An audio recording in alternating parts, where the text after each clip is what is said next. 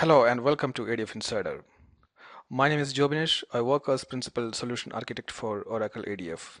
Today, I'm here to talk about building performant Oracle ADF business components to meet tomorrow's needs.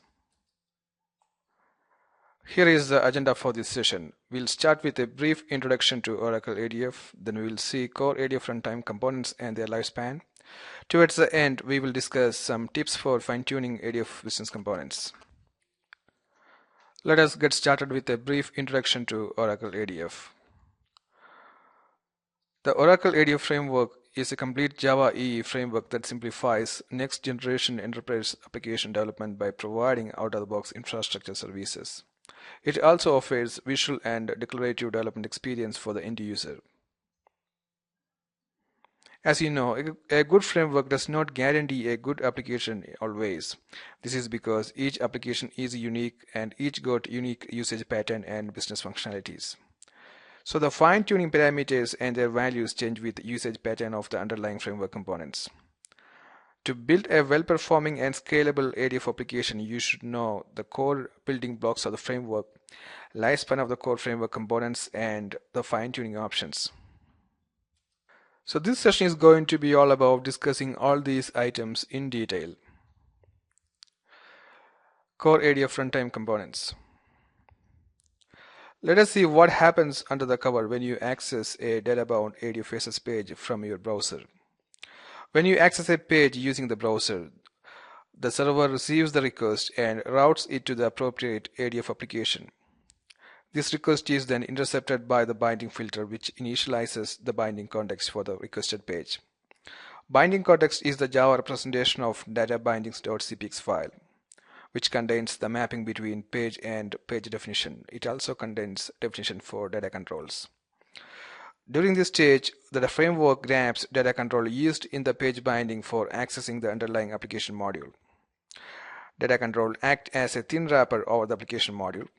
The ADF rich client framework then takes over the processing thereafter and starts the page lifecycle. During the early stages of request processing, the framework creates a component tree, which is a runtime representation of the JSF page. During the render response phase, when a component asks for data, framework builds binding container, which is the Java representation of page definition file. Binding layer then grabs application module instance from the pool and then uses appropriate VObject instance from the grabbed application module. Binding layer then executes VObject, which leads to the generation of row sets. Row set is a data structure which manages the rows returned by the query. And each row set is backed up by a data structure known as query collection. Query collection caches the query result against bind parameter values used in the search. A query collection could be referenced by one or more row sets in a VObject if they are sharing the same search parameter values. If the VObject is based on entity object, then each row in the query collection would be backed by appropriate rows in entity object cache. So the core ADF runtime components are component tree, binding context, binding container, application module, VObject, row set, query collection, and entity object. Now let us discuss lifespan of these core components in detail. During the rendering of a page, framework builds component tree for the JSF page. And typically component tree starts with UI view root. For an ADF page, ADF view root forms the root component, which is subclassed from UI view root. And you can see that in this slide, rich document is added as a child to ADF view root, which got rich form as child, and rich panel form layout comes next in the hierarchy. So this hierarchy is corresponding to the department parameter form that you see here. So rich panel form layout contains 4 input text field components, and each input text field is represented by a rich input text class.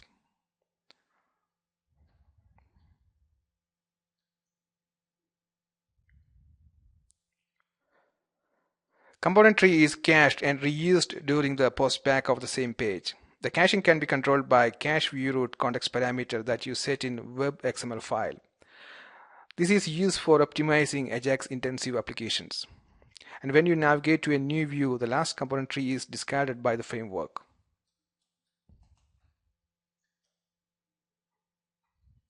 Now let us see the lifespan of binding components. ADF binding layer make use of binding context and binding container to access underlying business components. Binding context object gets removed on session timeout or when user logs out, whereas binding container object gets removed when new data bound page gets loaded, and this is also removed on session timeout.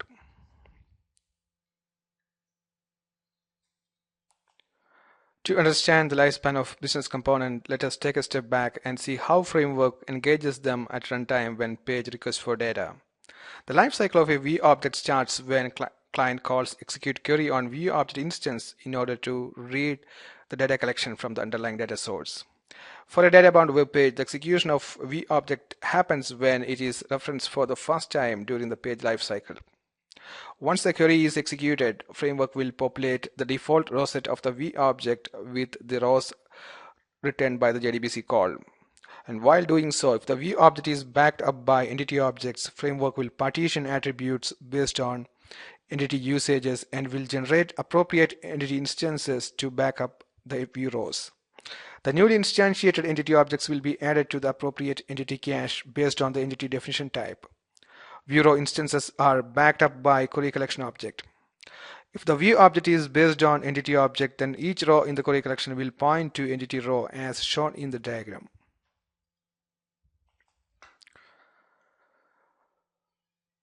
Well, now let us take a closer look at each component that forms the business logic layer. We'll start with application module. You can programmatically generate application module when it is really required. And this use case typically arises when you don't use binding layer for accessing application modules. For example, in console or batch mode programs. And programmatically created application modules are removed when you call release root application module on the configuration class. So in other words, you are responsible for releasing programmatically generated application module. Let us see the lifespan of application module when you use them declaratively in a JSF page.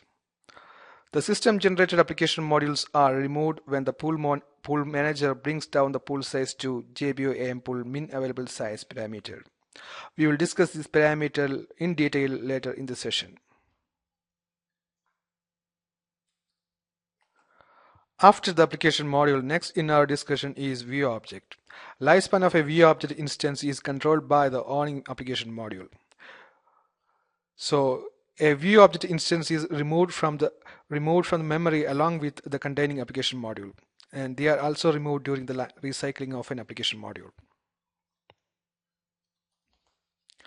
As we discussed a while back, view object uses row set for managing rows from a query. A view object has primary and secondary row sets. Primary row set is the default row set which is created when a view object is executed. Secondary row sets can be created programmatically, and framework also creates secondary row sets as required. For example, secondary row sets are used in tree implementation for holding child row sets. Row sets are not really holding any data as such. They are a collection of raw references backed up by the query collection object. Well, it is time for us to see the lifespan of the row sets. Primary or default row set is strongly referenced and they are removed with owning view object. This happens when parent application module gets removed. Whereas secondary row sets are weakly referenced and they are removed on high memory load, which is done by the runtime. If you are not sure what is a weak reference in Java, let us go off-road for a while to get a feel of this concept. If a class contains direct reference to an object, it is termed as strong reference. If the object is referred through a weak reference object, for example Java util weak map, then the contained object is said to be referenced through a weak reference. All strongly referenced objects survive garbage collection cycles and gets removed with the containing object. Weakly referenced objects are removed in next garbage collection cycle, provided they are no longer strongly referenced in the code.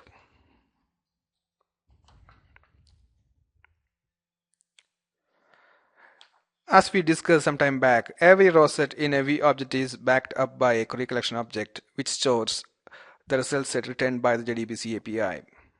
All query collections belonging to a V object in a regular application modules are cached as weak references, and they are removed on high memory load.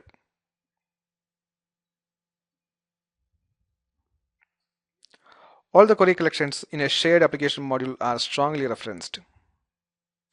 Shared application modules that we refer here are used to share data across multiple root application modules. So it needs a special treatment for memory management, and it uses query collection pool monitor for the same.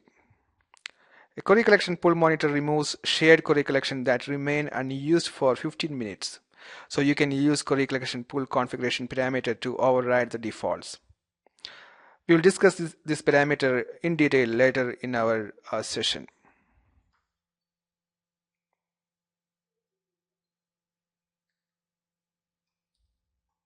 So we have covered lifespan of application module, view object, row sets, and query collections in last slides. Now let us see the lifespan of entity object. Modified entity instances are strongly referenced in entity cache. So they are removed on transaction rollback with the default setting. Unmodified entity instances are weakly referenced, and they are removed on high memory load. You can also call clear entity cache on DB transaction instance to remove unmodified entity instances. You can see the anatomy of entity cache in this diagram. All unmodified entity objects are weakly referenced in entity cache, whereas modified entity rows are strongly referenced in entity cache. Let us see tuning tips for business components.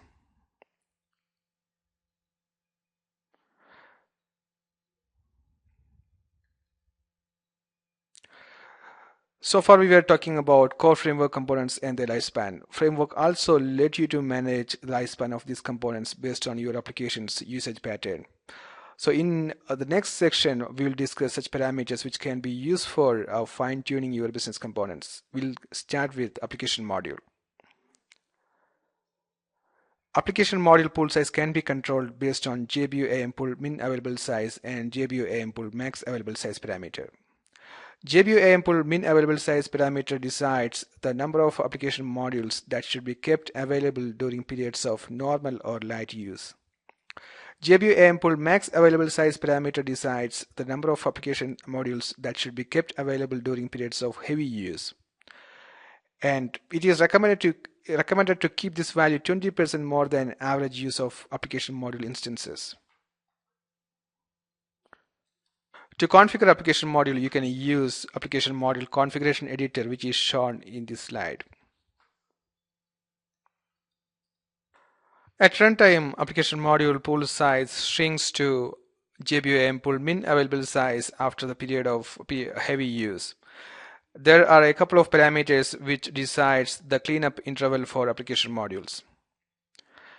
Application module cleanup speed is determined by JBUAM pool max inactive age parameter, and the value specified in milliseconds. The default value is 10 minutes. Application module pool cleanup frequency is decided by JBU AM pool monitor sleep interval parameter. The default value is 10 minutes.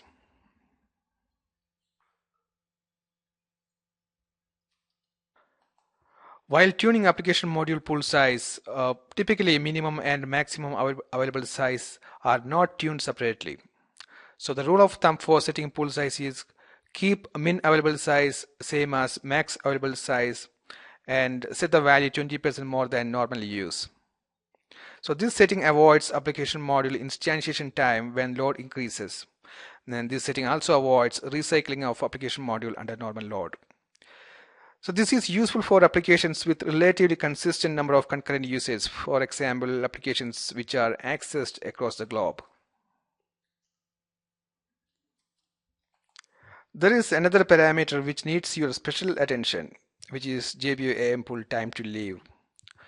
And the default value is 1 hour. With this parameter, application module pool monitor removes all unused application module instances which have been living for more than 1 hour. So if you don't want this behavior, then you can set the value to -1 to prevent removal of application module based on this property. And please note that with this parameter, application module pool monitor will not stop by JBO aim pool min available size while removing application module instances. You can also control the disconnect behavior of application module through JBO TXN disconnect level and JBO do connection pooling parameters. These options help you to control behavior of application module when it gets disassociated from a client. You can keep JBO TXN disconnect level equal to 1 and JBO do connection pooling equal to true for better result. The setting JBO TXN disconnect level equal to 1 is useful when you have partially fetched result set. So with this setting, the state of application module can be activated by just firing the query on next request. The setting JBO do connection pooling equal to true is specifically useful when there are many root application modules and you want to share the same database connection between them. And this results in relatively lower number of database connection usage at runtime. Well, now let us see the common configuration parameters for shared query collection. JBO QC pool max inactive age parameter specify the maximum amount of time that a shared query collection may remain unused before it is removed from the pool. The default idle time is 15 minutes. So the next request by the client for the removed query collection will result in fresh database query. The parameter JBOQC pool monitor sleep interval specify the time that the shared query collection pool monitors should sleep between pool checks. The default sleep interval is 30 minutes. After removing expired query collections, the pool monitor checks to see if the total weight of query collection pool exceeds maximum weight set for it, and which is done through the JBO QC pool max weight parameter. If the pool size exceeds the query collection weight, the query collections are removed in least recently used basis until the weight falls below the limit. The default value for maximum weight is -1. It means that the framework does not use this parameter for removing query collection by default. And to provide custom value for query collection weight at runtime, you can override get query collection weight method in view object implementation class to return appropriate value. Now let us see tuning tips for view objects. 3 important tuning parameters that you may need to be aware of for a view object. They are fetch size, maximum fetch size, and range size. Let us take a closer look at this parameter. Fetch size decides the number of records read from database in one round trip. JDBC implementation pre-allocates memory that matches with fetch size to hold result set. And you can set fetch size to range size of iterator in the page definition file +3, which gives better performance at runtime. For UI bound view objects, keep fetch size less than 30. In other words, the value should not be too high. The fetch size set for a view object instance should be maximum of range size configured for all iterators bound to that instance. And to improve our usability, specify the fetch size at view object usage level or view accessor level. Maximum fetch size decides total number of records that a view object can retrieve from database. Framework will silently stop retrieving rows when the amount of rows reaches the maximum fetch size. And range size decides a number of records read into middle tier for a single data access. If there are multiple UI components bound to the same iterator, then range size should be set as maximum of all rows to be read for all the bounded components. And for range paging access mode, framework uses range size in building paginated queries. Range size set for iterators in a page definition file overrides range size specified for the underlying view object, which is done at view object definition or view object usage level. To prevent a poorly formulated query from fetching huge number of rows, you can specify a row fetch limit. And row fetch limit can be set globally in ADF config XML file. This is applicable for all view objects in an application.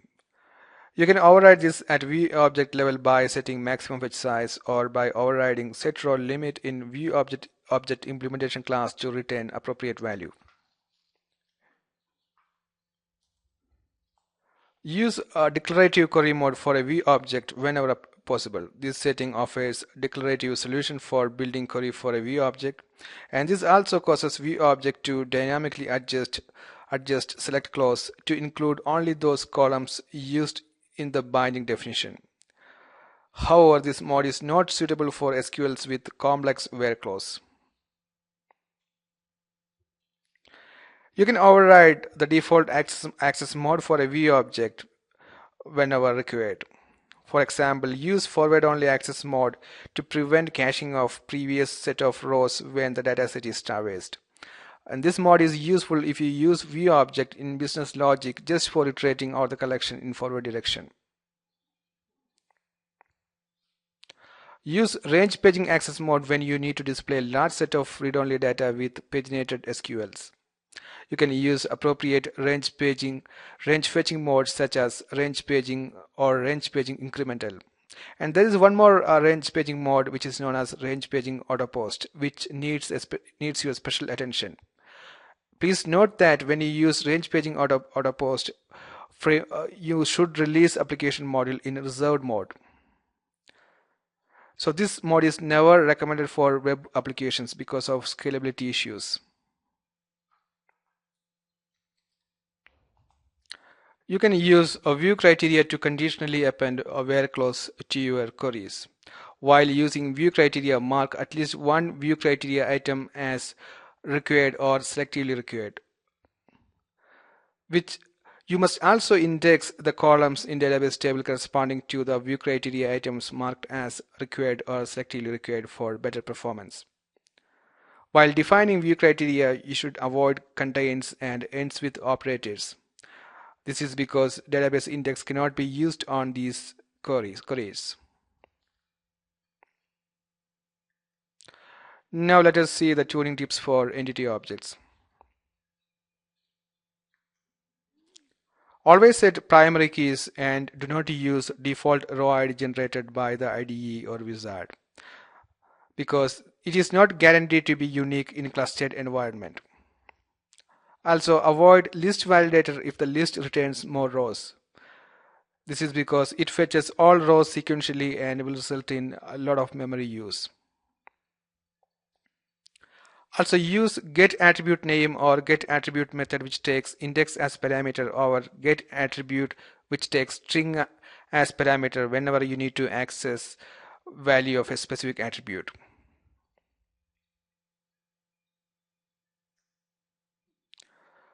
Well, let us recap what we have discussed so far in this session. We started with a discussion on core ADF runtime components and then discussed lifespan of framework components. Then we took a look at some useful tips for fine-tuning core ADF business components. So thank you for listening to me. I hope you found it useful and interesting. Thank you very much.